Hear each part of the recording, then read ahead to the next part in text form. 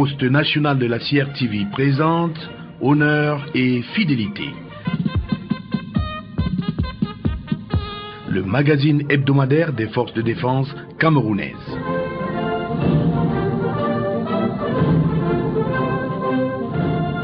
Mesdames, bon après-midi, messieurs, bonjour. Mesdames et messieurs, bienvenue à l'écoute de votre magazine sabbatique.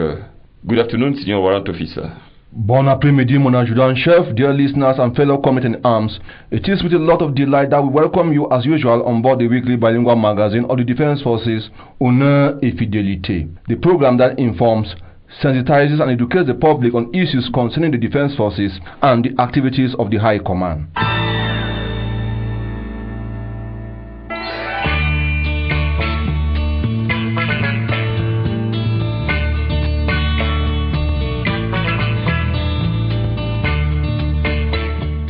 Gestion de l'instabilité socio-politique en République centrafricaine, le Cameroun et les Nations Unies se concertent. Un émissaire onusien a été reçu en audience par le ministre délégué à la présidence chargé de la défense.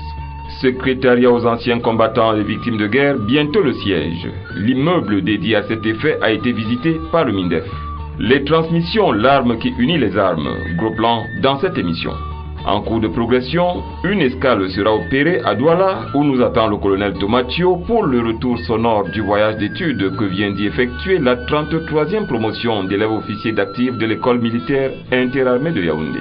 Top on our menu today will be the audience that was granted on Thursday, October 10, 2013 to the special representative of the Secretary General of the United Nations Organization to the Central African Republic, General Babacar Ngai, by the Minister Delegate at the Presidency in Chief of Defense, Mebengo Ega Alain. The construction of the building to host the Secretariat of State for Veterans and War Victims in Yaoundé is 98% done. This was noticed on Thursday when the Minister Delegate at the Presidency in charge of Defense paid a visit to the building to evaluate the state of work done. Next on the menu will be a rundown of how the pre-medical and sports exercises for the recruitment of some 1,210 candidates into the Defense Forces are unfolding. In our dossier, we will zoom on the Department of Signals, Electronics and Data Processing in the Ministry of Defense. Pour le service de ce programme, il y a dans ce studio et autour de ce plateau le lieutenant-colonel Didier Badjek, le premier maître Lucien Niebele Bolo, les maréchaux des logis-chefs Emmanuel Tatawoloa et Ivan Assongalem Alem, le sergent Alexandre Pélimezin, le second maître Estelle Gisèle Yonke et corporal Enon Mbey Asek. Prise de son, montage et mixage, les sergents Léonard Menkem Tangou, Samuel Brian Belinga et Salvador Ndienzana. À ce microphone de présentation, Senior Warrant Officer Kwe Michael Gay. Et moi, l'adjudant-chef Frédéric Massogi. Amis auditeurs, la suite, c'est après la musique.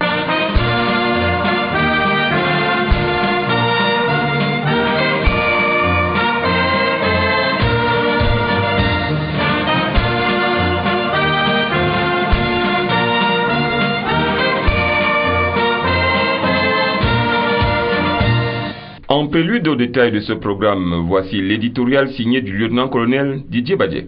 Bon après-midi, mon colonel. Bon après-midi, mon adjudant-chef.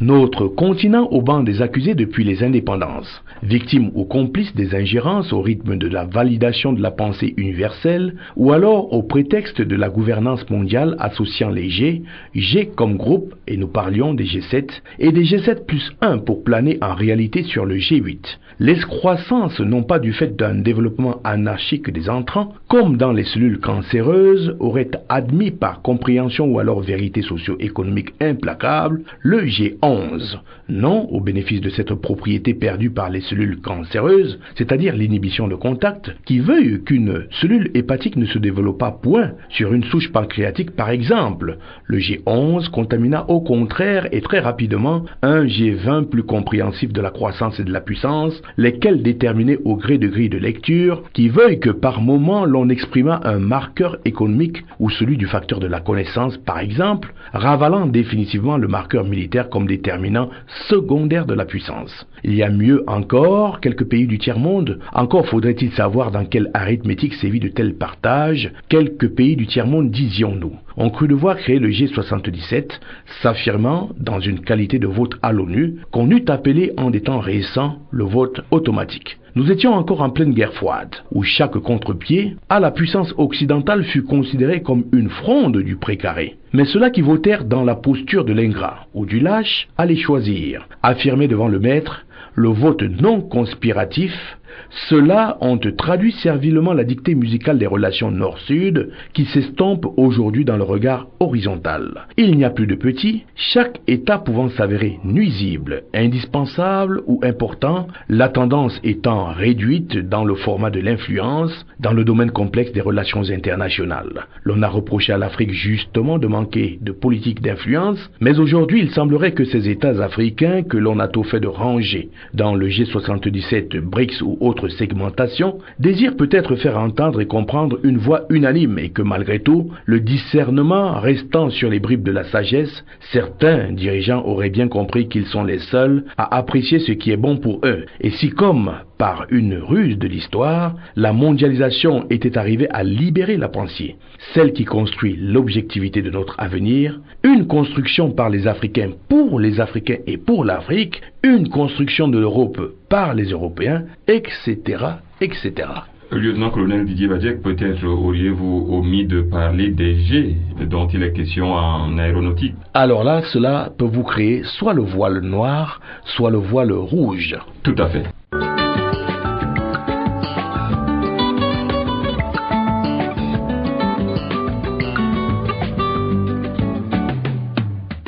Les dossiers événementiels. Les dossiers événementiels.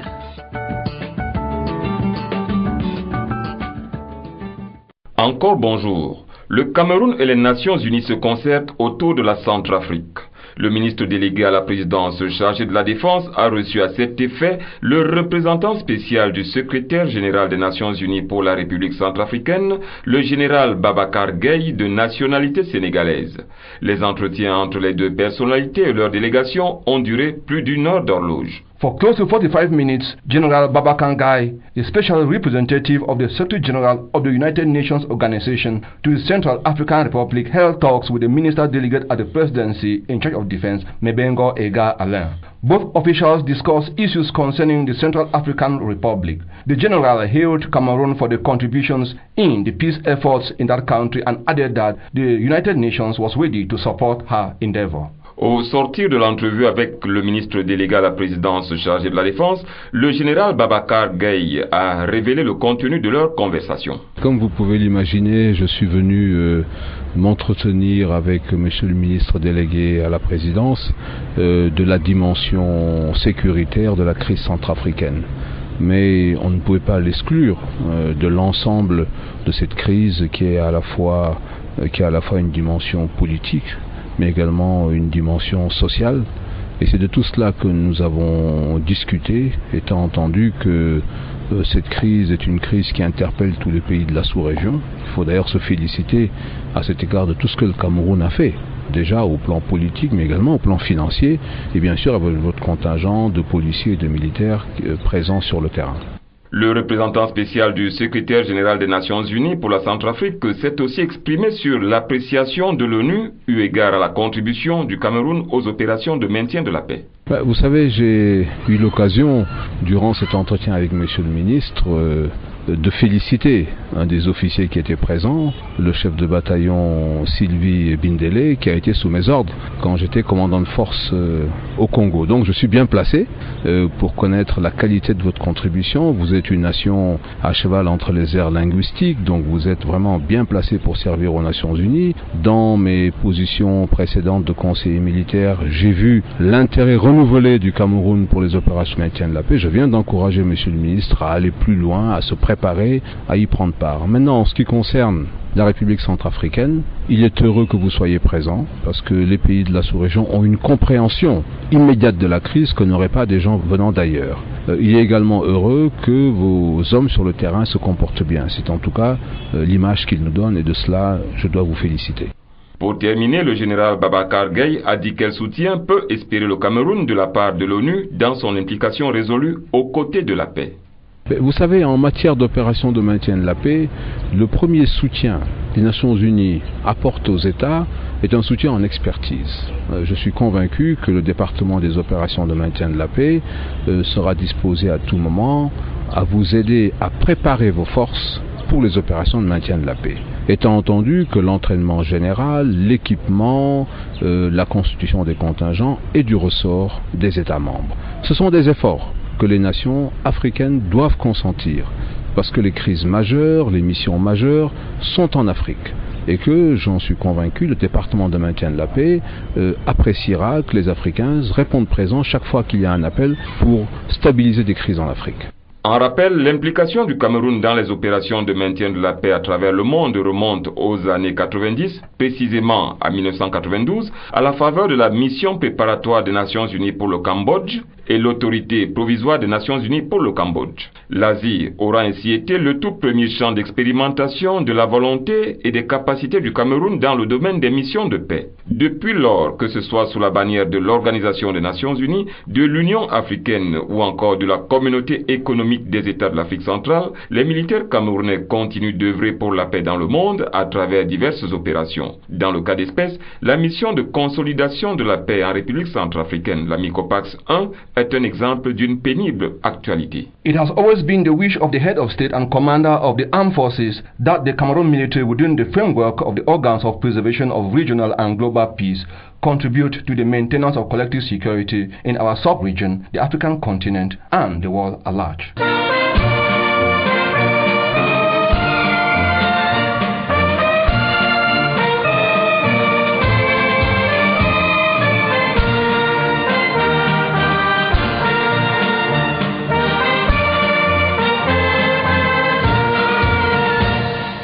Restons dans les activités du ministre délégué à la présidence chargé de la Défense pour aborder cette fois un sujet en rapport avec la troisième fonction du commandement. Il s'agit du contrôle. Pour la troisième fois en effet, le MINDEF est descendu en inspection sur le chantier de l'immeuble devant abriter les services du secrétariat d'État à la Défense en charge des anciens combattants et victimes de guerre. Les détails, c'est avec le sergent Alexandre Mpelemezing. C'est un bâtiment flambant neuf de couleur jaune et bordeaux qui a reçu la visite du ministre délégué à la présidence chargé de la Défense, Mabengo Edgar Alain, jeudi dernier. À sa descente de voiture à 14h10, il a été accueilli par le secrétaire d'État à la Défense, chargé des anciens combattants et victimes de guerre Kumpa Issa, et le chef d'état-major des armées, le général de corps d'armée, René Claude Meka. Il s'est fait présenter le personnel du génie militaire chargé de la construction de ce joyau architectural. Le MINDEF a ensuite effectué le tour du bâtiment en compagnie du directeur du génie militaire, le lieutenant-colonel Jackson Kamgeng, partant des 2 étages en passant par le sous-sol et le rez-de-chaussée. À chaque étape de la visite, le ministre a attentivement suivi les explications du maître d'œuvre et n'a pas manqué de donner son appréciation sur l'état des lieux. J'éprouve en ce moment précis, d'abord, un sentiment de profonde et de déférente gratitude.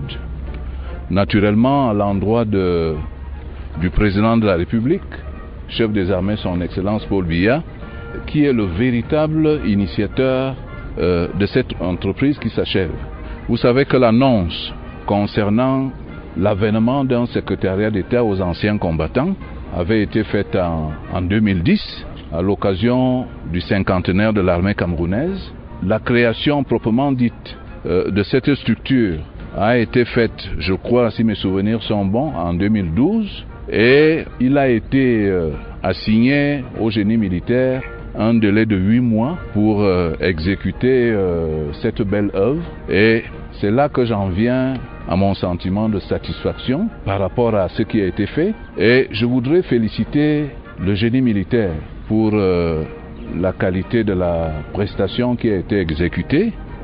Non seulement ils ont respecté les délais, mais ils ont accompli ce travail rigoureusement suivant les règles de l'art.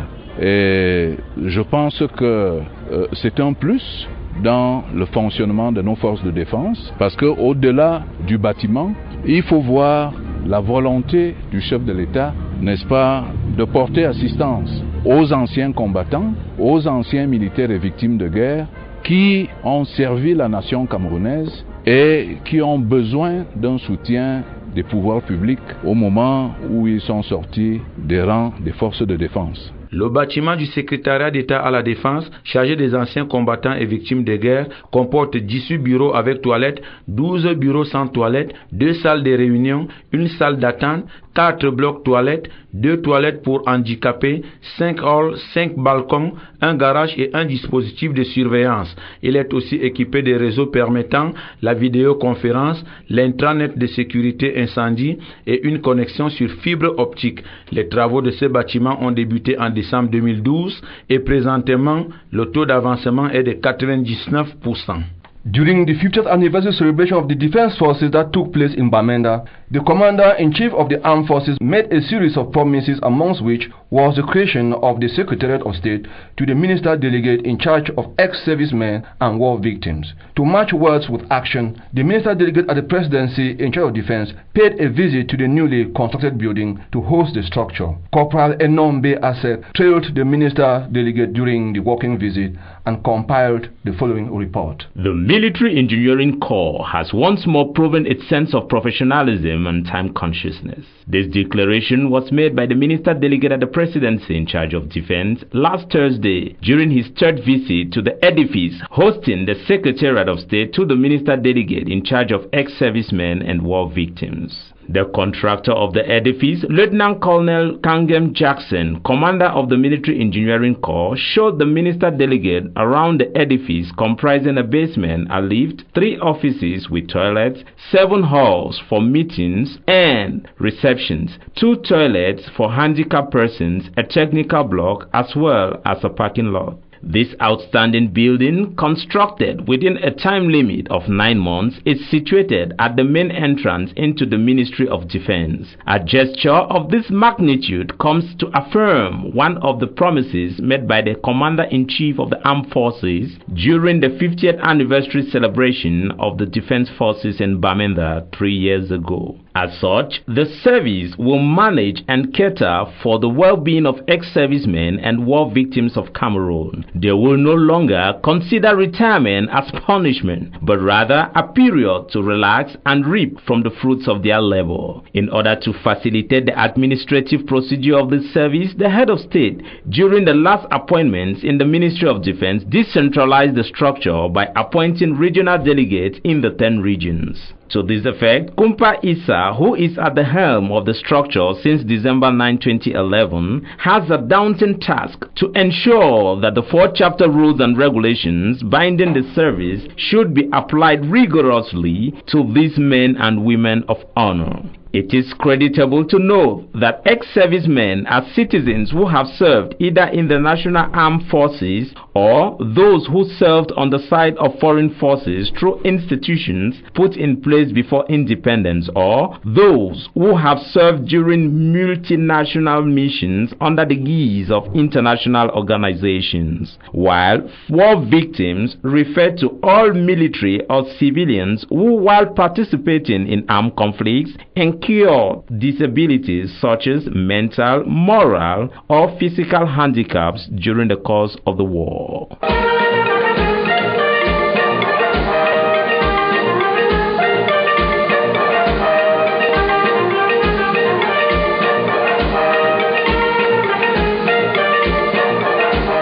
Recrutement de techniciens et spécialistes des armées et de la gendarmerie, les opérations entamées depuis le 8 du mois en cours vont bon train.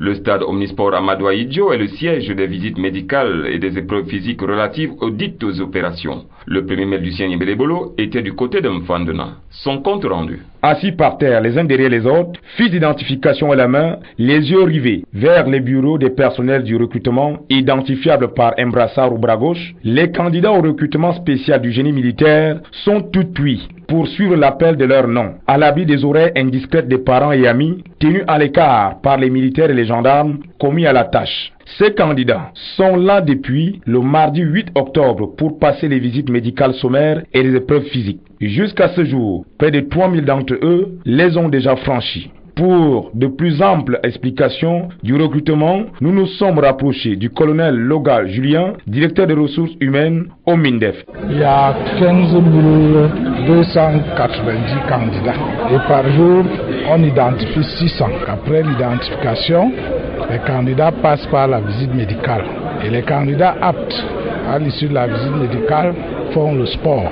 Donc, qui comprend quelques épreuves d'endurance, comme le 1500 pour les hommes, les 800 mètres pour les dames, les 100 mètres pour tout le monde, c'est une épreuve de vitesse, et le lancer de poids, 5 kg pour les hommes et 3 kg pour les femmes. Dans les 15 590 postulants affichés au babillard du MINDEF, plusieurs autres candidats, détenteurs de récépissés, revendiquent l'inscription de leur nom sur la liste des candidats admis à suivre les tests. À cette revendication, le DRH rassure les uns et les autres. Il y a eu quelques problèmes de correspondance entre les noms qui sont sur les listes et les noms qui sont sur les cartes d'identité. Mais tous ces problèmes sont en train d'être gérés parce qu'il y a eu sûrement peut-être quelques erreurs d'orthographe. Bon, pour les candidats qui n'ont pas vu leur nom sur les listes, nous sommes en train de faire des listes additives pour les candidats qui nous présentent leur récépissé. Parce que c'est beaucoup plus les candidats qui ont déposé leur dossier à la région militaire numéro 1. C'est là où le problème se pose. Mais on va régler ce problème. Comme il s'agit d'un recrutement de techniciens, donc tous les candidats vont passer et on les jugera par rapport à leur aptitude technique. Dans les ateliers, l'ambiance est au travail, comme nous l'explique le capitaine Obama Oscar, responsable de l'atelier de biométrie. Ici, on s'occupe des paramètres. Ça veut dire qu'on s'occupe de la tension artérielle, de la vision, de la dentition, de l'audition, du poids et de la taille. Et après, nous envoyons nos candidats chez le médecin pour qu'ils puissent être examinés pour leur aptitude physique. Ceci pour voir s'ils peuvent être aptes à passer les épreuves sportives. Juste après la prise des paramètres, les candidats sont envoyés chez les médecins qui ont pour mission de faire un examen physique sommaire du candidat en plus de la dentition. C'est après cet examen que les candidats sont fixés s'ils passent ou pas les épreuves physiques. Le capitaine de corvette Choli Jean, chef service des sports à la division des sports, des activités culturelles et artistiques des SACA, parle de ces épreuves. Nous avons 3 ateliers, nous avons les lancers, dont les filles ont une masse de 3 kg, les garçons 5 kg. Et puis maintenant la deuxième épreuve, c'est une épreuve de vitesse, où passent toutes les filles et tous les garçons de 100 mètres. Et puis maintenant, nous passons dans les 800 mètres pour les filles et 1500 mètres pour les garçons. À l'issue, on fait la somme de toutes ces 3 épreuves-là et on sort les résultats, on procède à un classement. Et il y a aussi certaines personnes qui peuvent être éliminées dans le domaine du sport? Bien sûr, on élimine. Déjà, la qualité première d'un militaire, c'est d'abord son physique. C'est la raison pour laquelle on évalue tous ces candidats dans ces différentes épreuves-là. Après cette visite médicale sommaire et les épreuves physiques, les candidats vont passer les tests psychotechniques. Le colonel Loga Julien, directeur des ressources humaines au MINDEF, explique. Après le sport, il y a aussi des candidats qui ont des aptitudes physiques minimales, parce que c'est vraiment les minima que l'on demande. Et après, donc, ils vont passer dans les ateliers techniques, parce qu'il n'est pas question d'aller former des chauffeurs ou des mécaniciens ou des conducteurs d'engins, mais c'est des gens confirmés dont on a besoin. C'est pour cela qu'on a parlé de spécial, avec les conditions de recrutement qui ont été assouplies.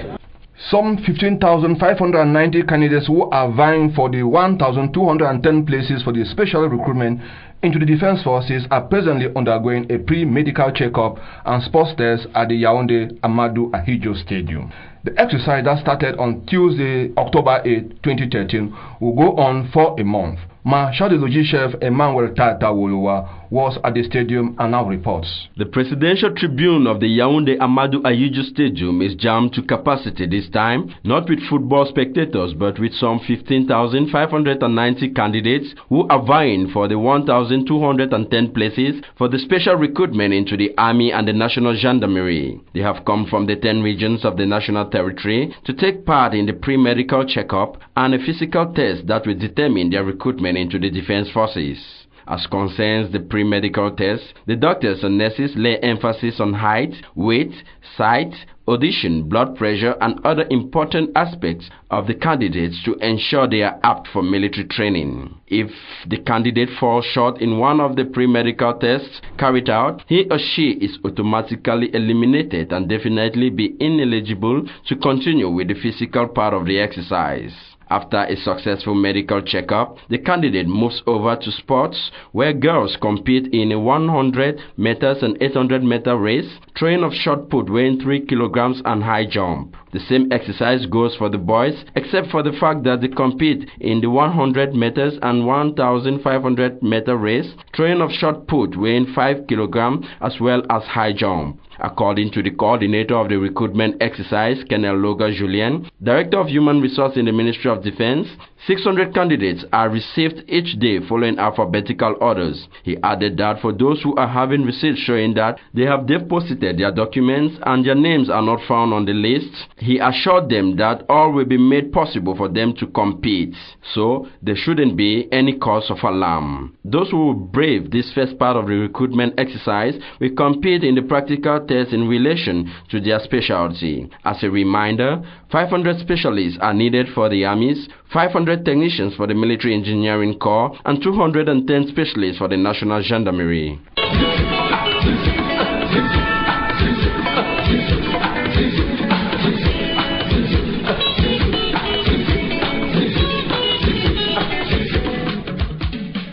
Des nouvelles de la 2e région militaire interarmée dans laquelle viennent de séjourner les élèves officiers d'active de la 33e promotion de l'école militaire interarmée de Yaoundé, promotion Youssouf Mahamad Bar. Le colonel Tomatio pour le compte rendu depuis Douala. Amis auditeurs d'honneur et fidélité, bon après-midi. Conduite par le colonel Ehenga Séverin, commandant l'école militaire interarmée, la promotion lieutenant Youssouf Mahamad Bahar a, dans le cadre de son voyage d'études dans les régions du sud et du littoral, séjourné dans les garnisons de Douala et d'Edea du 8 au 11 octobre 2013.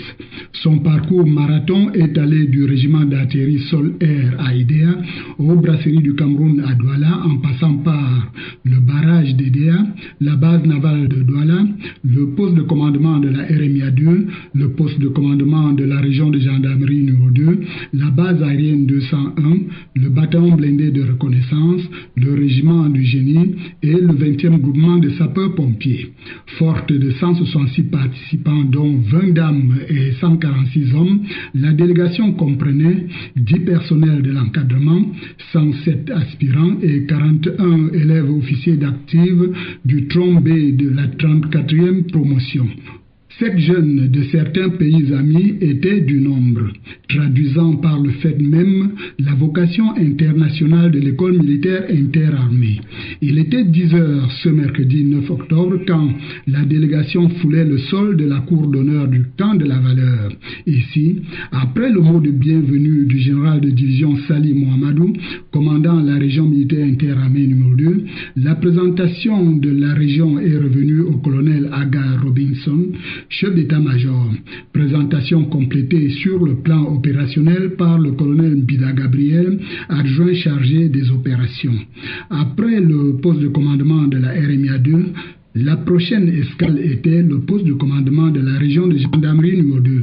Puis dans l'après-midi, la base aérienne 201 avant la boucle à partir de 16h30 au bataillon blindé de reconnaissance. Ici, le lieutenant-colonel Mbarga Tangana, commandant le bataillon blindé de reconnaissance, se chargera personnellement de la présentation de sa formation.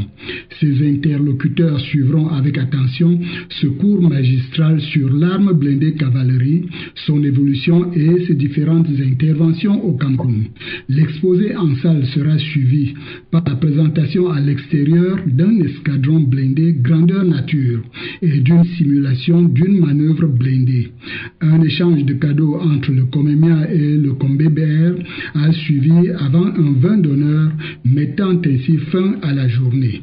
La 3e et dernière journée, aussi chargée que les précédentes, conduira la délégation tour à tour au régiment du génie, au 20e groupement de sapeurs-pompiers et enfin aux brasseries du Cameroun. Voilà donc un voyage dense et riche d'instructions. Les structures visitées étaient toutes de grande importance. En effet, autant les formations étaient des cadres idoines pour un complément de connaissances interarmes et même interarmées, les structures économiques étaient le lieu de familiariser les futurs officiers sur les installations qu'ils pourront être amenés demain à défendre. Le général, le commandant de la région militaire interarmée numéro 2, dans son propos, a d'ailleurs invité ces jeunes gens à tirer grand profit des enseignements reçus. Hier vendredi, la visite était terminée et la délégation est retournée à Yaoundé, sûrement fière d'un voyage très enrichissant. De Douala, pour honneur et fidélité, colonel Thomas Chio.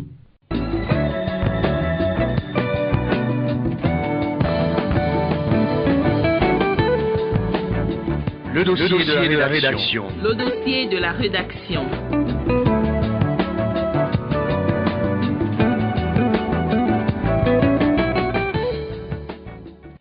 Si l'on vous demandait quel est le point commun entre l'ange Gabriel des Écritures, Philippides de la Grèce antique et un personnel de transmission militaire, la réponse est que tous les trois sont des agents de liaison ou encore des messagers. Chacun dans sa nature a marqué son époque. Gabriel descendant du ciel en tant qu'annonciateur des hauts faits de Dieu, le grec Philippides, porteur d'une nouvelle de victoire et ralliant Athènes depuis la cité de Marathon d'une foulée qui lui fut fatale, enfin le transmetteur contemporain qui investit la sphère électromagnétique à l'aide d'appareils électroniques. Les temps ont bien changé et aujourd'hui il n'est plus question ni de feu, ni de fumée, ni de signaux lumineux, encore moins d'animaux dressés à l'instar des pigeons et autres faucons. Les communications, ou plutôt les transmissions en langage militaire, sont passées à l'ère du numérique par le biais d'émetteurs et récepteurs à bande latérale unique, assauts de fréquences et autres techniques pas toujours connues du grand public. Dans l'armée, puisque nous y sommes, les transmissions représentent le système nerveux, celui qui achemine les ordres, perçoit et fait réagir aux sensations, en assurant au passage la permanence du commandement. Raison qui justifie amplement l'attention toute particulière accordée à l'établissement, au renforcement, à l'expansion,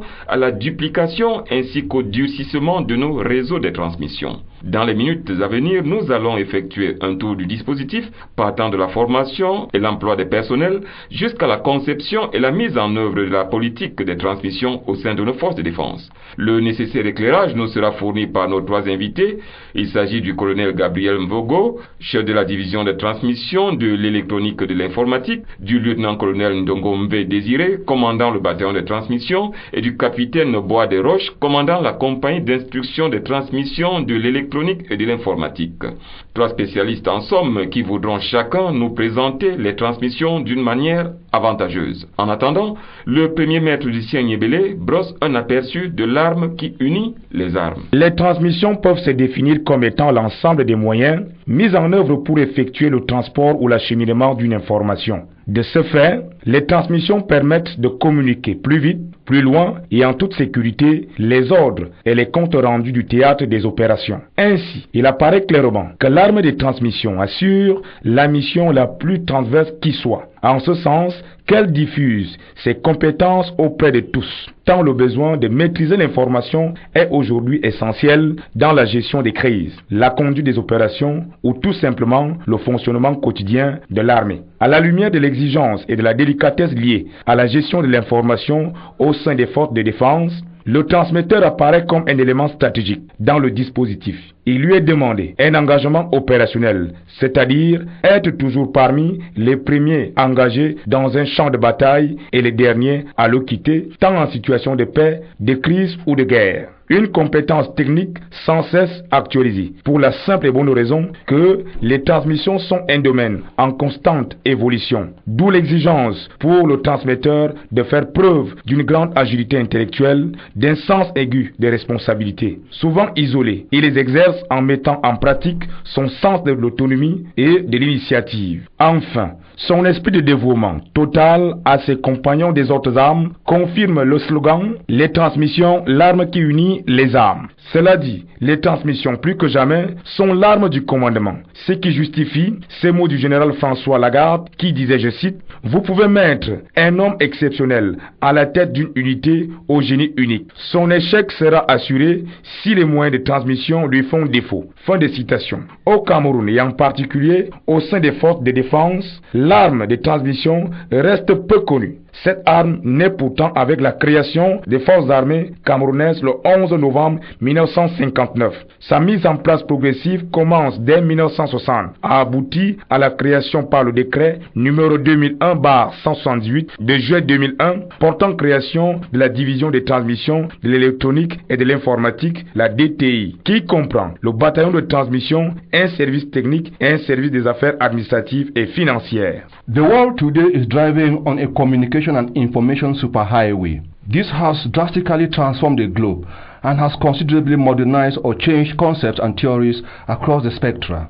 In the military, the story is the same. War strategies, warfare equipment, defense policies, combat tactics have all taken a different dimension. Information flow from one point to another has speeded up, and the first person in the battlefield to have the first real information is considered as superior. Taking into consideration the stakes, the Ministry of Defense far back created the Department of Signals, Electronics and Data Processing to facilitate information flow. In the following write-up, Marshal de Logis Chef Yvonne Asongalem Alem points a global picture of the Department of Signals and Electronics and Data Processing in the Ministry of Defense. In today's defense mission, command, control, communications, computing, and information systems constitute the most valuable assets at the disposal of a commander. It enables the commander to have the right information at the right time and permits the commander to make critical decisions that will lead to the accomplishment of missions. In the Ministry of Defense, the Department of Signals, Electronics and Data Processing is in charge of information flow from one military unit or formation to another. It watches over that commanders have the right information at the right time. In military operations, a military force that first possesses better information and uses it to make timely and effective decisions that efficiently affects enemy perceptions, attitudes, decisions and actions has information superiority. It is in the quest of this information superiority that the Department of Signals, Electronics and Data Processing was organized by a presidential decree on January 8, 2005 to design and produce reliable and redundant links within the Ministry of Defense in peace and operational times. It protects the connection against intrusion and interferences, monitors and manages the frequency spectrum allocated to the defense forces. It participates in the policy definition on computer sciences in the Ministry of Defense, and it coordinates technical activities on signals at the Defense Headquarters, Command Staff, Joint Military Regions, and signal offices in units. With the acquisition of equipment to modernize the means of information flow, the department has its vision to control dynamic and fluid information in real time by all the actors involved in the same theater of operation. These and meet several challenges. The department is composed of an administrative and financial service, a technical service, and a signals battalion that executes the plans of the High Command on the field.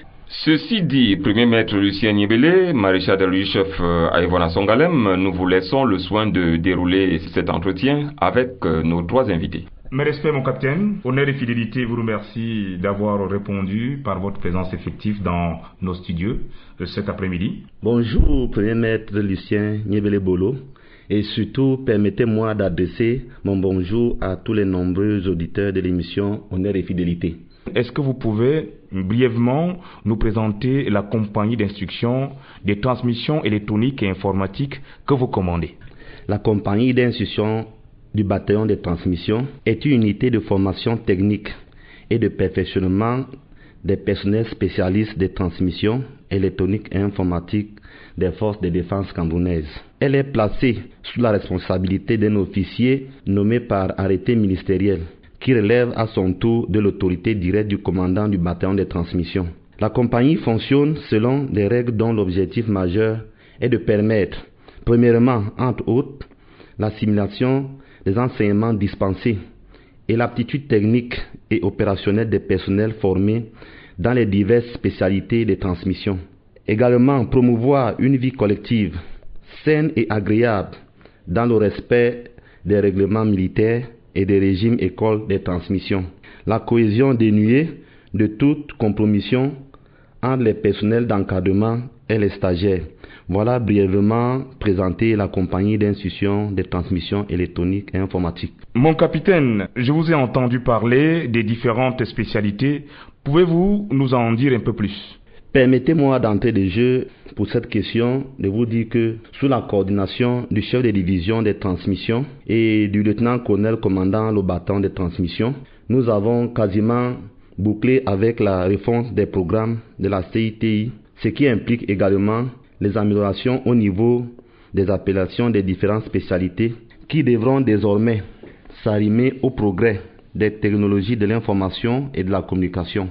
Mais en attendant la validation de ces nouveaux programmes par la hiérarchie, retenez que jusque-là, nous avons 7 spécialités qui sont les suivantes. Le chiffre, l'exploitation radio, l'électromécanique, la maintenance micro-informatique et réseau, la télématique, la téléphonie et la technique radio. Au regard de toutes ces différentes spécialités que vous venez de citer, on a envie de se demander si les potentiels candidats au stage de transmission devraient avoir des prérequis sur le plan intellectuel. Bien, pour nous, l'idéal serait d'organiser un recrutement spécial du personnel spécialiste des transmissions. En ce moment-là, nous partirons peut-être sur des bases un peu plus objectives. À défaut, comme j'ai souvent eu l'habitude de le dire, tous ceux qui ont un bon BPC, je voudrais dire ceux qui ont obtenu leur BPC sans tricherie, peuvent aller jusqu'au BS2 sans problème s'ils acceptent de se mettre rigoureusement au travail. En votre qualité de formateur,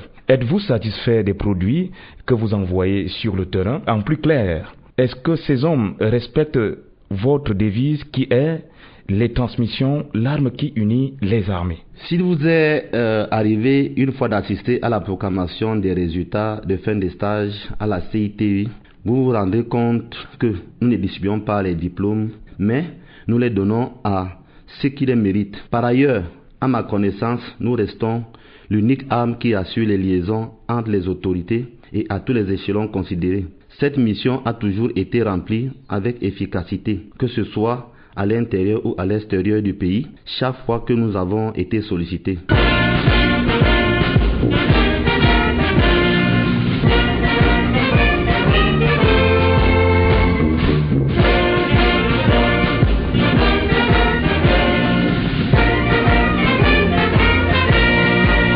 Qu'est-ce que les transmissions et leur importance au sein des forces de défense? Les transmissions sont l'arme du commandement.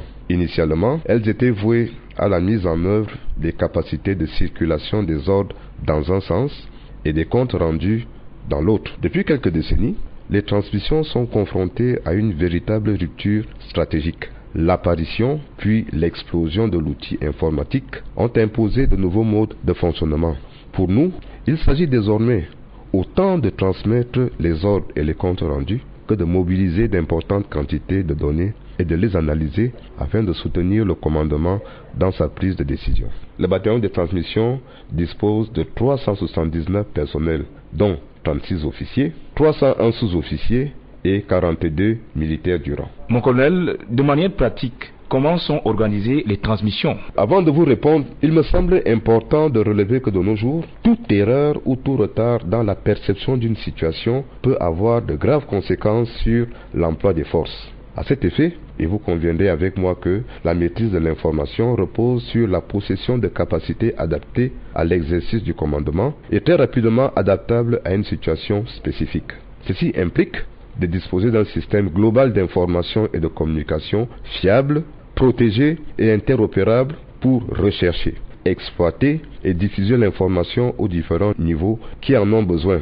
Ceci dit, et sur un plan purement technique, les transmissions de nos forces armées se subdivisent en 2 composantes principales, à savoir une composante dite d'infrastructure qui se compose de moyens d'exploitation et de supports fixes desservant aussi bien l'administration centrale que les formations dans lesquelles se trouvent les centres de transmission. Une composante dite opérationnelle qui est activé à l'occasion des manœuvres ou d'opérations en mettant en place des réseaux à base de postes radioélectriques, des moyens satellitaires ou encore de moyens informatiques au profit des unités et formations en action. On est tenté de vous demander, mon colonel, quelles sont les perspectives de cette arme? Premier maître Nyambélé, les perspectives à court ou moyen terme pour notre arme se résument pour l'essentiel à faire évoluer l'organisation des réseaux militaires en fonction des missions stratégiques et non stratégiques qu'ils devront assurer à l'avenir. Cet objectif majeur nous incite à envisager l'architecture et l'organisation des réseaux de communication et des systèmes d'information dans le cadre d'une approche globale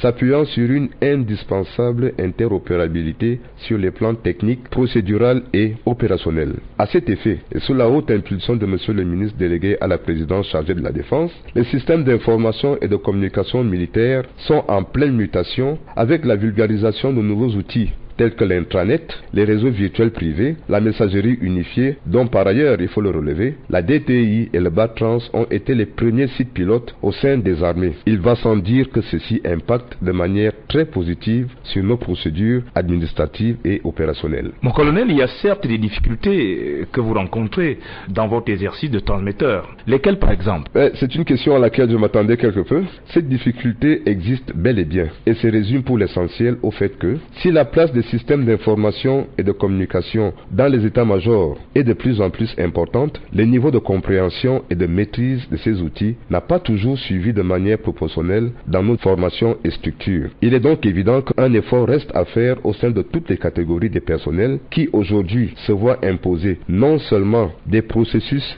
nouveaux, mais aussi et surtout des cycles de vie matériels et logiciels extrêmement évolutifs. Dans le même ordre d'idées et pour cadrer à une réalité sous-régionale, pour ne pas dire globale, l'information est désormais au cœur de toute politique de défense, qu'elle soit nationale ou régionale. La logique purement nationale qui animait jusqu'à présent l'action des États s'affaiblit peu à peu au profit des logiques transnationales qui impactent en particulier sur les matériels à acquérir afin d'assurer une interopérabilité des systèmes d'information et de communication au niveau sous-régional. Le Cameroun, premier maître, ne fait pas exception à cette logique. Colonel, good afternoon.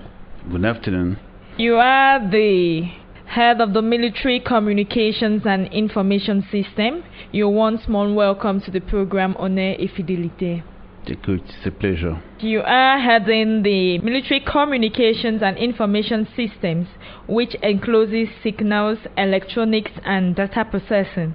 This is really technical, but then what's it all about in very simple terms?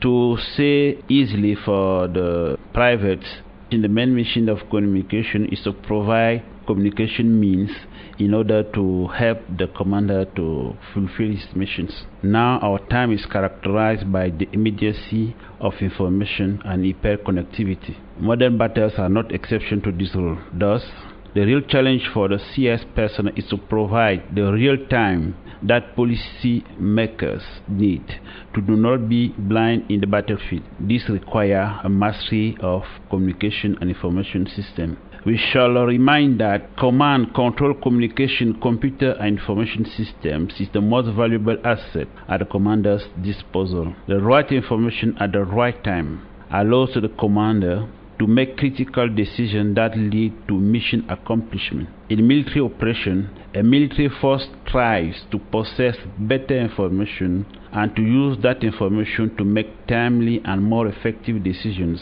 than the enemy. A force that achieves this advantage and effectively uses it to affect enemy perceptions, attitudes, decision and action has information superiority. Sir, all round you have been talking about information control. What kind of information do you control and disseminate? The information we are trying to control is all the military information that is like orders to people on the ground to be sure the order will be executed. The information we are controlling is reflected first by the widespread access to knowledge and therefore globalization of information. Do you have the necessary materials to accomplish your mission? We do have basic materials to accomplish our mission. The High Command is acquiring equipment that will improve our work on the ground.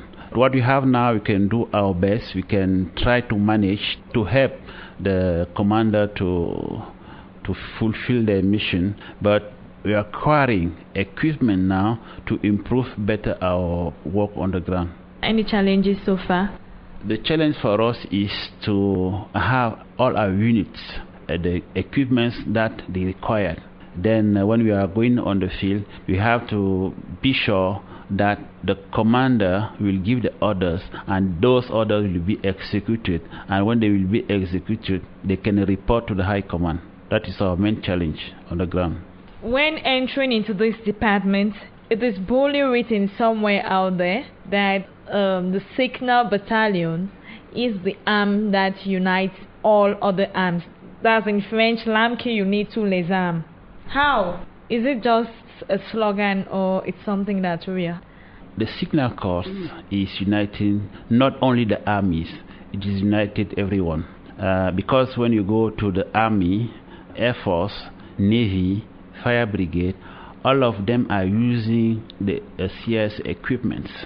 That's why we are saying the branch which is uniting all the armies, even on the ground, every day, even at home. The private home is the last space conquered by the information technology and communication. There you can find all the electronics that you are using, the mobile phone, the home automation, the internet access. In business, before the CS was reserved for the higher professional functions, now it is close to the production activities. In education, the same thing. You have the scattering vectors of training contain information, and for the people who want to learn, we have internet. Then it is uniting everyone because everyone is using communications items to communicate in the army and out of the army.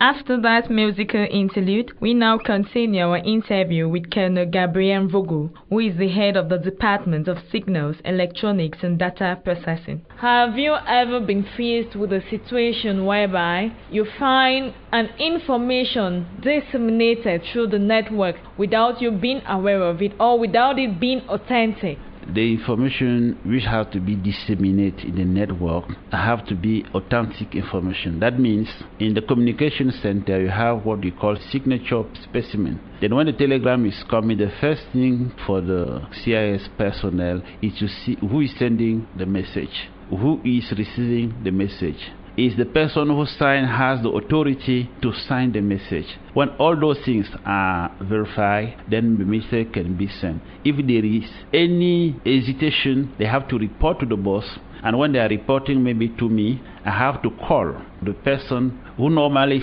signed the message to ask him if it is true. And sometimes when a new minister is coming in, he cannot send the message because at the communication center we do not have his signature specimen. What you used to do is, when he's coming in, the first message he's sending, I have to report to the cabinet to be sure it is him. Then I have to bring him the specimen. What he's signing in this specimen, I have to bring this specimen to the communication center. Then when he's signing a message, they have to see if the signature is conform with the other one before sending. Then I know sometimes people can send, but it's not allowed. And when we find this kind of situation, we have to punish. But the only message you have to send in the network is a message signed or written by somebody who's habilitated, because in the communication center you have the specimen of all the authorities allowed to send messages in the network. Are we very certain that the network used by the Ministry of Defense is well protected? You cannot say it is totally protected because no system is totally protected. You used to hear on radios, on TV about people entering the Pentagon networks and all those things. Generally, our telegrams are secured and we have a very good level of protection. It is not easy. I cannot say it is not possible. It is not easy to enter our networks. This last question, we used to hear signal personnel talking about Archangel Gabriel. So we want to know, what's the relationship that ties this personnel to this heavenly being? Is it some sort of a church, or what's it all about? You can be sure Gabriel is not because I'm called Gabriel. Gabriel is one of the three celestial which the Bible gives a proper name. His name means man of God or man who trusted God. Gabriel is the heavenly messenger that appears to reveal the will of God. In 1951, Pope Pius XII declared the Archangel Gabriel heavenly boss of all activities related to telecommunications. It is this decision that Gabriel became the holy boss of civil and military telecommunications. And why this choice, we can say Gabriel is the one who dictated to Daniel's prophecies announcing the coming of the Messianic time. He's the one who inspired the Quran to Muhammad. He's the one who announced to Zacharias the birth of John the Baptist and to Mary that she will be the mother of the Savior. Thus, the image of Gabriel, the transmitter, is the right arm of the military leaders to exercise their leadership by establishing reliable connections and delivering secure services. Colonel Gabriel Mvogo, lieutenant-colonel Ndongombe Désiré, capitaine Bois des Roches, nous vous remercions pour votre disponibilité. Premier maître Lucien Nibélé, maréchal de chef Aïvana Songale Malem. Merci à vous également pour votre détermination à creuser jusqu'au fond ce sujet. Bonne fin de semaine à vous.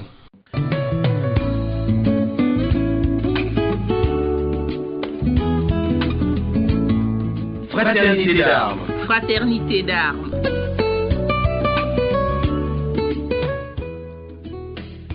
À présent, le carnet des familles signé du second maître Estelle Gisèle Yonke. Bon après-midi, chers amis auditeurs. Bienvenue à cette page familiale In Memoriam.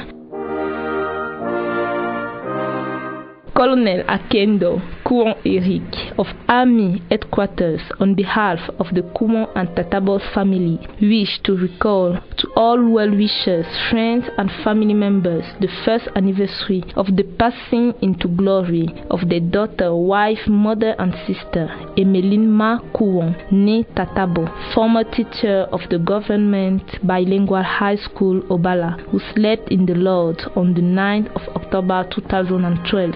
On this said occasion, the husband prays that all who know her should pray for the eternal rest of her soul.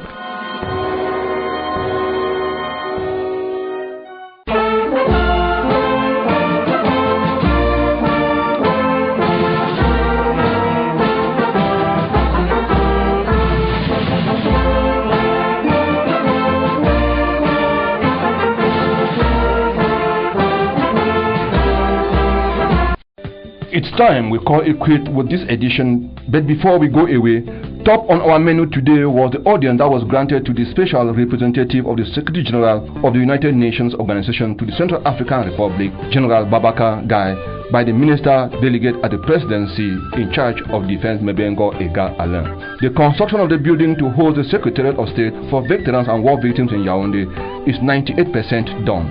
This was noticed last Thursday when the Minister Delegate at the Presidency in charge of Defense paid a visit to the building to evaluate the state of work done. Next on the menu was a rundown on how the pre-medical and sport exercises for the recruitment of some 1,210 candidates into the Defense Forces are unfolding. And in our dossier, we zoomed on the Department of Signals, Electronics and Data Processing in the Ministry of Defense. Dear listeners, that is what we had for you this week. Till next week, it's good day and happy feast day to the Muslim community. Ce sont là, mesdames et messieurs, quelques sujets développés dans ce magazine qui s'achève. Comme d'habitude, nous avons goûté au plaisir de votre compagnie. Merci de nous revenir samedi. Donc, à samedi, et d'ici samedi, mesdames et messieurs, portez-vous bien. Honneur et fidélité, édition 41 de l'an 2013. Stop et fin. C'était